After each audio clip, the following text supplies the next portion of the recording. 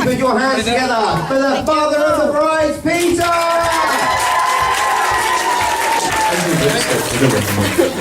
It has to be a dirty joke. And really, today, this is probably about the 5th time I got up from a warm seat. And I was going to say one bit of paper, but I've got 4. So, working up from that, whatever you want. Do you understand? Yes. Good. For those that don't know me, my name is Peter, and I'm the father of the bride. And I'm very proud, and I think it's been an absolutely tremendous day so far. The weather's great.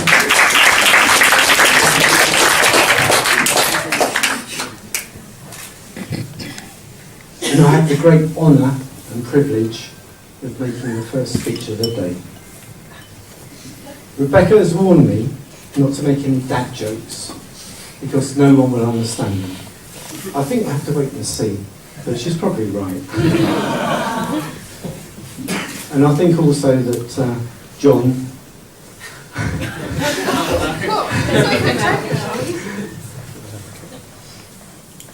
who's a great guy.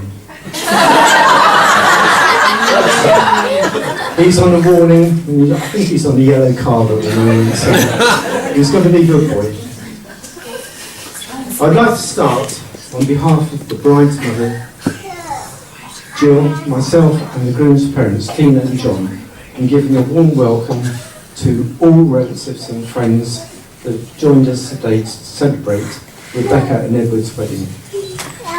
Many of you have travelled long distances within the UK to be here today, and some have travelled as far as...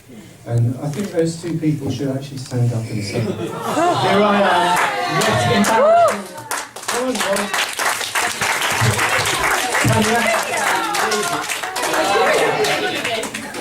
Tanya.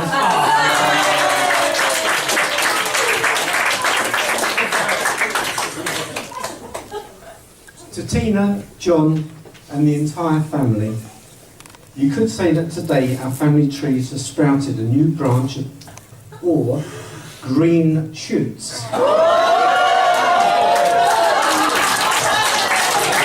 an in-house joke? Is it one of many green jokes? Aha! I quite like this. Got it. And we are extremely proud and excited to welcome Edward and your family to our family today. At this point, I must apologise for the delay in Edward and Rebecca coming here. It's only taken them how many years? 11 in one day. From this you can see it's the boss already. 11 years and 1 day to arrive at this point. And personally I think it's been, well, not well worth the wait, but it's good that you got here.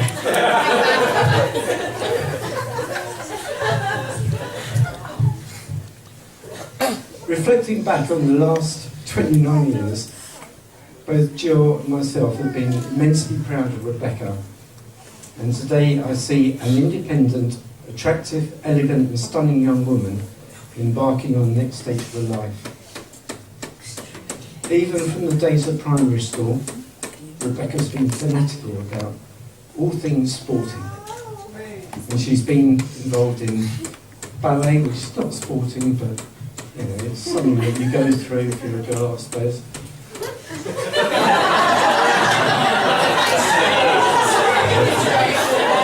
Or perhaps you like wearing tights, I don't know. Swimming, netball, athletics, half marathon, marathons, 10-pin bowling, cricket, football, the list goes on. And currently, Tottenham are losing 1-0. I just thought I'd throw that in for anyone that's Tottenham supporters. Edward. I recently found a project that Rebecca wrote when she was about 10 or 11 years old, with 4 headings. And you might think that I found it really embarrassing here.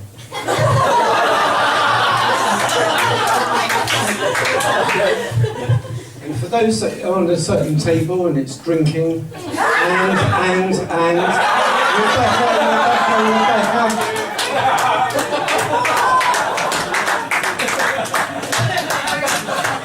There's only 4 headings. The first one is, what am I proud of? I'm proud of my sports, like my netball, running, throwing and skipping. I'm also proud of my science and maths. And then in brackets she put, not that I'm brilliant. Has that not been a bit of a big headline? But at the beginning of the year I was slow and not too good. Now I can work out more things. Surprising what you find. The second heading was, what I like about me.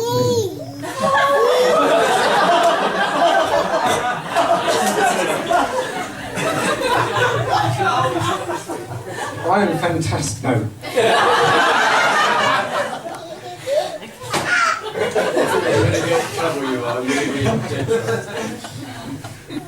What I like about me is that I can finish my work neatly and have not rushed it. I also like that I can read much harder words and have not many mistakes. Things that worry me. I'm worried that my bad knee will stop me doing things that I really enjoy. I'm also worried about losing my friends at a new school.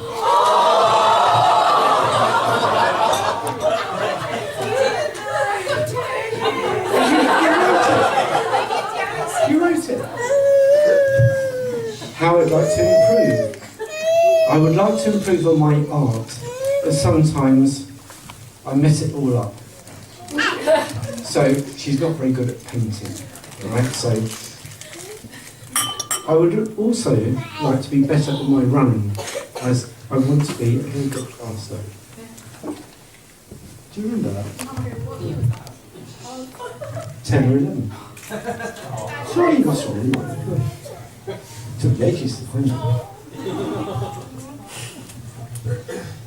Skipping forward to Rebecca's late teens, I saw her collect a criminal record. I knew it. She may look all nice and godly and everything else, but deep down, she has those criminal tendencies.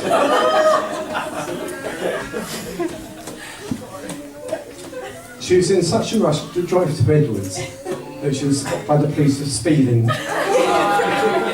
and was truly gutted. A lesson learned. And a few points. Rebecca gained a place at Birmingham University to study psychology, but with only weeks to go, I think it was actually 1 day to go, she changed her mind and wanted to study sports science instead. From being guaranteed a place, she had to go through clearing and accepted a place at the University of Hertfordshire, gaining an honours degree and gaining some of her best friends to this day. In the time spent at uni, Edward, Mr. Green, was always very supportive and was a very chilled guy.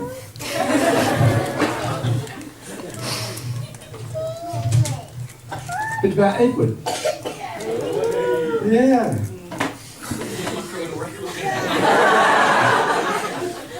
It is actually. During the time that we've known Edward, we realise how much he means to Rebecca. He's calm, he's clever, he's humorous, he supports Spurs, so he must be, isn't he? He's very generous, keeps me filled up with sweets. And he's ambitious, having successfully started his own business, Sweets to My Sweat. When Edward saw my permission to propose to Rebecca, which I thought was a bit odd at the time because it's very sort of old-fashioned, because he's going through the way that you go through and ask permission, etc. He said to me, when I was doing a bit of work in the house, he said to me, "Can I show you something in the cupboard?"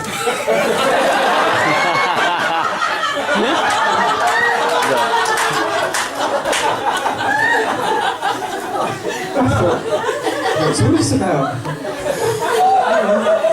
I was a little bit worried, but fortunately, he came out with an engagement ring, which worried me even more. But then I realised it was actually for Rebecca. I thought, phew. But I think that was a really nice thing to do in this day and age where someone asks permission, although it's not really needed, but it was nice. Thank you. Thank you for saying yes. It was a surprise. I have one question to you, Edward. Who hanged Red Dog? And how many times? And from where? Now, I'll explain that Rebecca,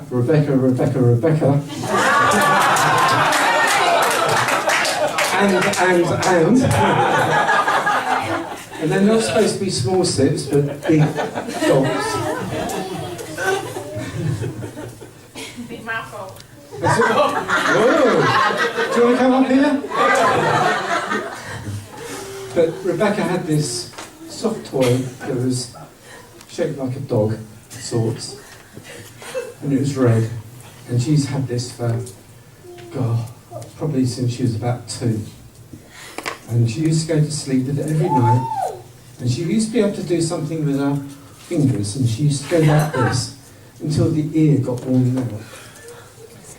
And she still has it today.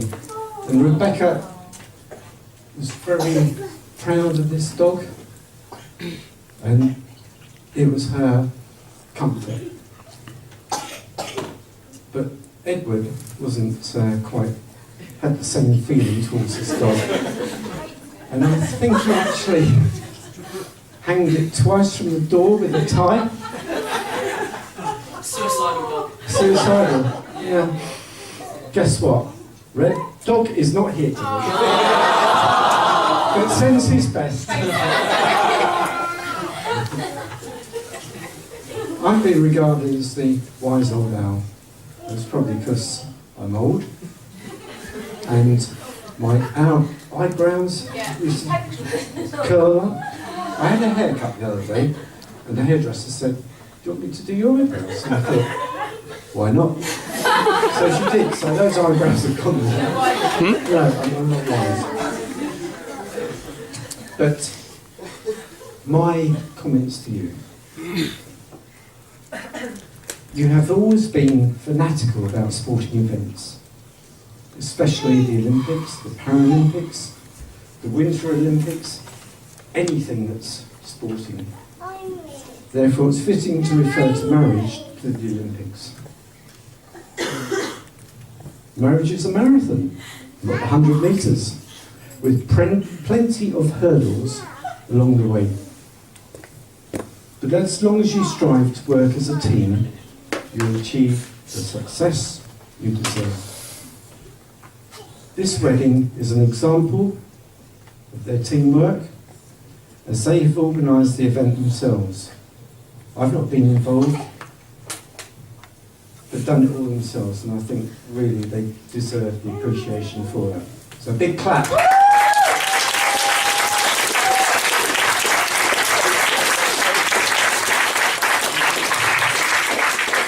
This is when I go into overdrive with my stutter of and. Rebecca, or Becca. All part of the drinking game.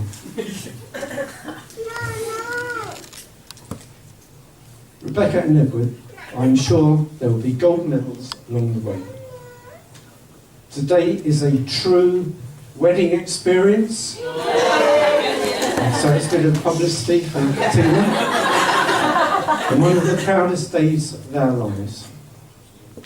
Ladies and gentlemen, please be upstanding.